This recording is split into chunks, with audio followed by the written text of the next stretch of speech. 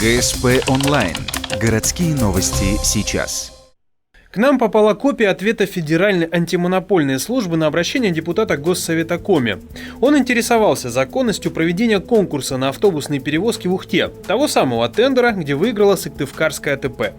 Антимонопольщики выяснили, на момент проведения конкурса 15 ноября 2016 года Сыктывкарская АТП имела право осуществлять перевозку только в Сыктывкаре и пригороде. Еще раз, столичная компания не имела лицензии перевозить людей в Ухте, но ее заявка была принята нашим муниципалитетом с Магомедом Османовым во главе. Более того, АТП выиграла конкурс, хотя его должны были отстранить от участия. В итоге в середине декабря в Ухте случился коллапс, и люди при минус 35 стояли в ожидании автобусов.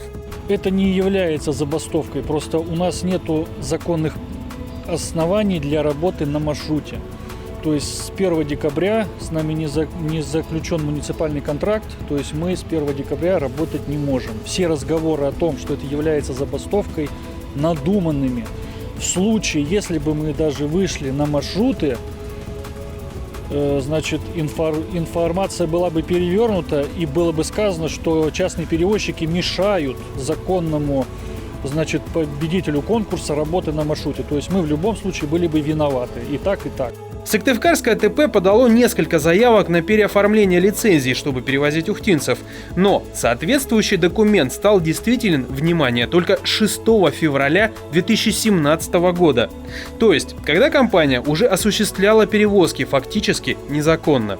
Кстати, максимальная сумма тендера была 43 миллиона 200 тысяч рублей. Мэр Магомед Османов и городадминистрация созерцали это невозмутимо. Почему?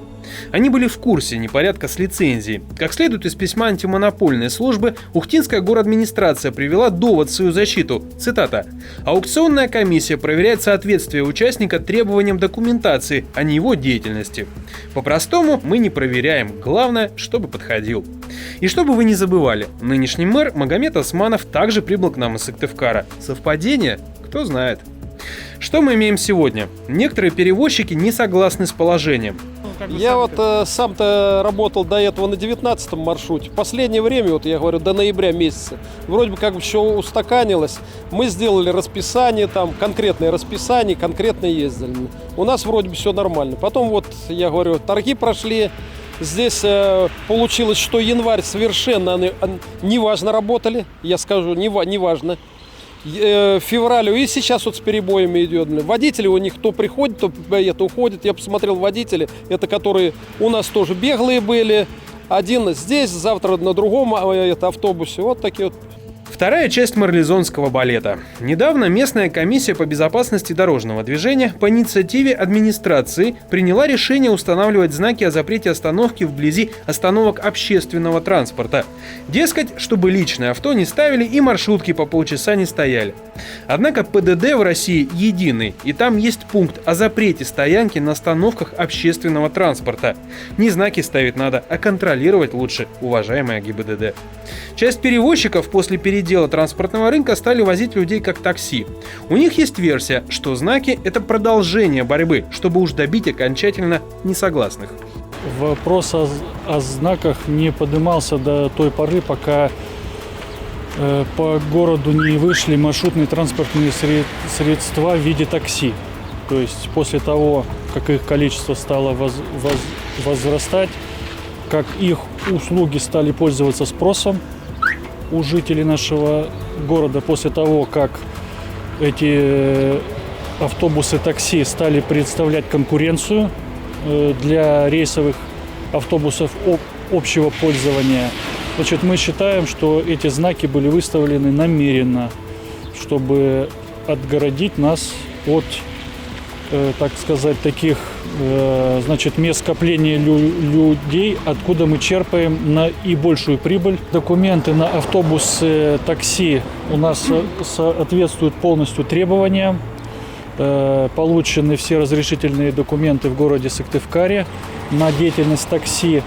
Машины были переоборудованы в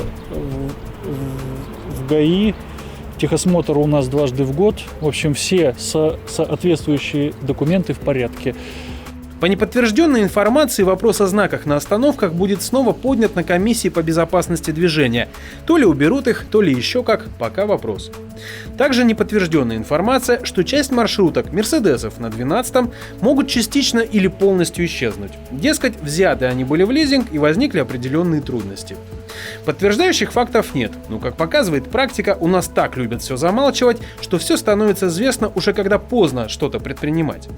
Кстати, о действиях. По результатам обращения к антимонопольщикам рассмотрят вопрос о привлечении должностных лиц Ухтинского муниципалитета к административной ответственности. Но Сыктывкарская АТП продолжает работать, хотя выиграла конкурс в обход законов. А это главное.